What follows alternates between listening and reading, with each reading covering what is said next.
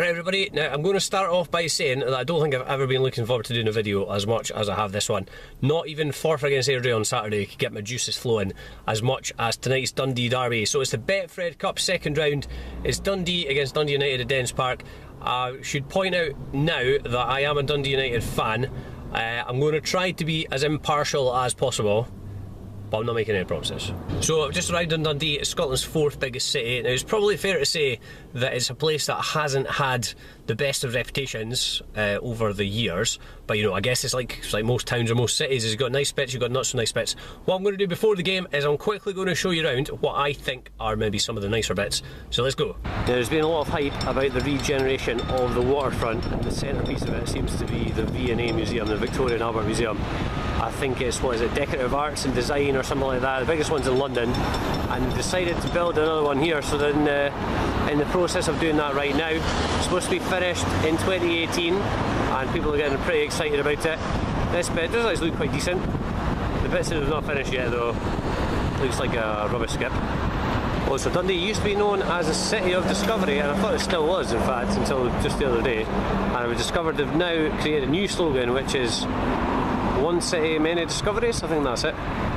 Partly because of their history of scientific discoveries, and partly because of this Antarctic expedition vessel which is called Discovery. It was built in Dundee, and this is one of two ships that you can actually visit. As you can see, it's right next to the V&A Museum. So it's one of two ships that you can go and visit, and this is the second one, the frigate Unicorn, which is an old British warship, and you'll find that down by the City Quay. You've also got Slessor Gardens, which is going to be hosting and has already hosted loads of different types of events. I think they've already had quite a few kind of high profile gigs here. Outdoor gigs in Scotland, it's pretty optimistic. But the Dundee Law, I think, has to be my favourite part of the city. You've got an extinct volcano up here, and you've got some nice views across the Tay River over to Fife. Up here you can also get a bird's eye view of world football's closest derby. At least I think it is anyway. I think it's the closest in the world. If anybody knows otherwise, then leave a comment below. Teams that share stadiums do not count, for any smart arses. Now that brings me on to this video's trivia question. Now, in fact, before I do that, I'll give you the answer to the last one. So the question was, which football stadium is furthest away from a train station in Scotland? I said the Station Park in Forfar was the second furthest. The furthest away was Peterhead's ground, Balmoor. So anybody who got that right, well done. Now, as for this, the trivia question for this video is the Dundee Derby, or Dundee and Dundee United, got the two football grounds that are the closest together in the UK in any case. Which is second? What two clubs are closest together after Dundee and Dundee United? Give it a go. So I've got a Tannerised Dundee United Stadium in the background, and I'm looking at Dens Park, Dundee Stadium, which is literally about 100 metres in front of me. Now, tonight's game, as I mentioned earlier, is in the Betfred Cup. They actually played each other in the Betfred Cup just about 10 days ago. They gave it the big build up, who was going to win the group, who was going to be the seeded team. In the end, it made absolutely no difference, because they got drawn, they both went through from the group, and they got drawn together in the second round as well. So Dundee was the first club in the city, was originally the biggest club in the city as well. Before United had done anything even remotely noteworthy, they'd won their only league title, their only Scottish Cup, they'd won 3 League Cups as well, and made it to the semi-finals of the European Cup in 1963. Now, since Dundee won their last League Cup in 1974 though, they've basically not been up to much at all. They've made it to a couple of finals, getting beaten both of them obviously, and they've been flitting between Scottish football's top 2 divisions. So Dundee United, they hadn't really achieved anything of any note before they appointed Jim McLean as manager in the early 70s, but in the last 40 odd years or so they've won 1 league title, their only league title in 1983, made it to 17 cup finals. They've only won 4 of them, which is dreadful. A European Cup semi-final in 1984, a UEFA Cup final in 1987, and of course all of these glory years happened before I was born, or I was too young to remember. Typical. So this is Dundee's 4th top flight season in a row. They've got progressively worse in the last 3 years. They've finished 6th, then 8th, then 10th, which is not a very promising sign for the new campaign. They've managed to clear out a lot of the dead wood though, a lot of players who didn't really make any impact, and we'll just have to wait and see if the new signings are going to be an improvement. They've obviously signed Scott Allen, who I think is a very talented guy. He's not played many games in the top flight in Scotland though, and a lot of the other guys are kind of unknown signings from abroad, so we'll see what happens. So United have obviously fallen from relative grace. They've just started their 2nd season in the Championship in the 2nd tier. I think anybody who knows anything about Scottish football will be well aware of their downward spiral, starting with when they sold their best players in 2015, 3 or 4 of them all at the same time.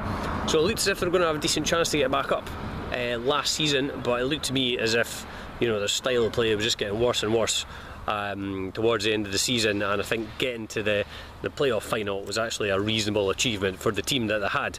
The fact that Ray McKinnon wasn't happy with this team, I think, was plain for all to see. He's totally gutted the team in the summer. And he's recruited, it looks to me as if he's recruited really well. He's much more dynamic in attack, and I think the signs are definitely more promising for this season in what should also be an easier league. Also wanted to quickly mention 3 memorable Dundee derbies, all of which strangely enough took place at Dens. In 1980, United defeated Dundee 3-0 to win the League Cup. In 1983, United beat Dundee 2-1 to win their only ever league title. And of course in 2016, just last year, done my best to forget about it, Dundee defeated United by 2-1 to relegate United to the Championship. So this is the famous Tannadice Street Walk from Tannadice Park, Dundee United's ground, up to Dens Park, which is about, what, 200 yards up ahead there, just up on the left.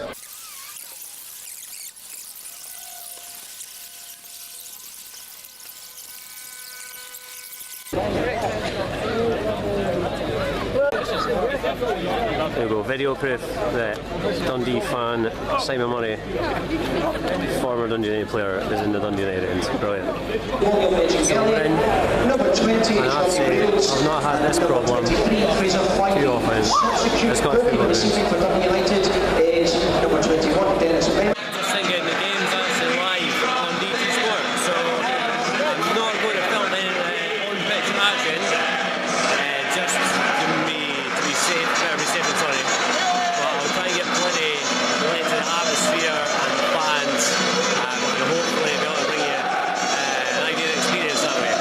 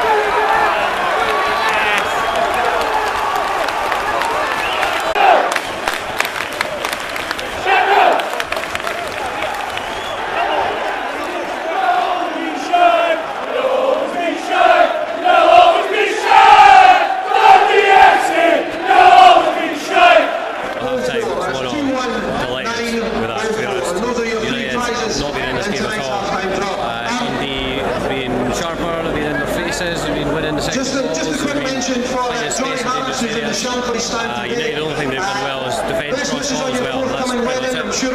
So yeah, Dundee deserve to take the lead. Great strike for us, what can bring that back to you. And went off the bar, so it looks good when it goes in off the bar. And Billy King equalised for United about 5 minutes before half time.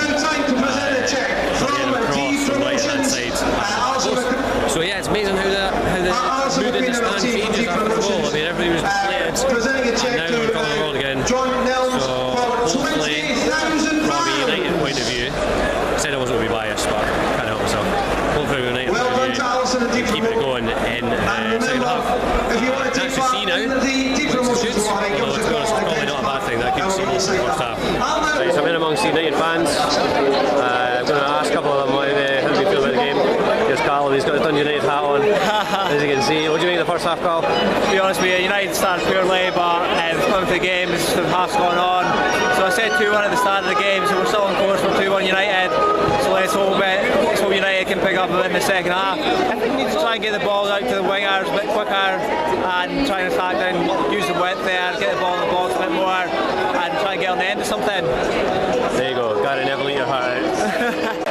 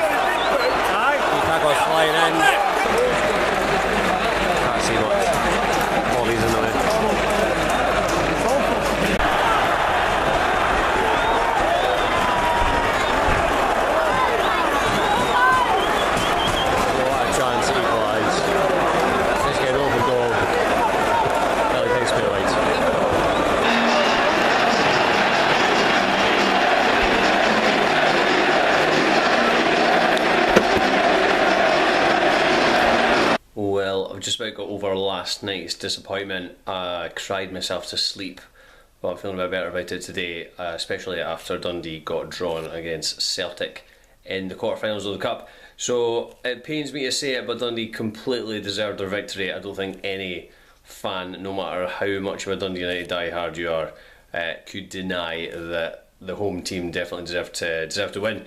Yeah, they were just, I think they were on top of their game from the beginning. They played at a higher tempo, they were faster, they were stronger than United. They looked like they wanted it more as well, which I guess is one of the most disappointing aspects being a Dundee United fan. And they completely knocked the United out of their stride early on, and I think Ray McKinnon's team never really got into their game. They did improve a bit in the second half.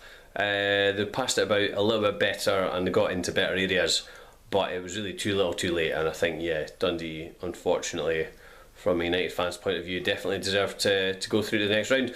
I have to say, the Dundee Derby, it never fails to disappoint. It's definitely been, for me anyway, one of the best games in Scottish football recently. I think last night was the same. It was a cracking atmosphere, it was fiercely contested, and you know, it was 3 really good goals as well. I think it's actually quite similar to a lot of other stadiums in Scottish football, particularly in the top 2 divisions, in the sense that if it's full, the atmosphere can be pretty good, but that's often not the case against teams that are maybe not, you know, fierce rivals or the top clubs in Scotland.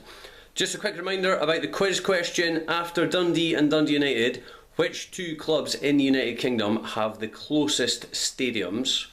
And finally, I'd just like to thank everybody for watching as usual, and please remember to head over to YouTube to subscribe to the Team on Tour there. You can also follow the Team on Tour on Facebook, on Twitter and on Instagram. I'm planning to head to another game on Saturday, which means I'll have another video for you next Tuesday, so I'll see you again then.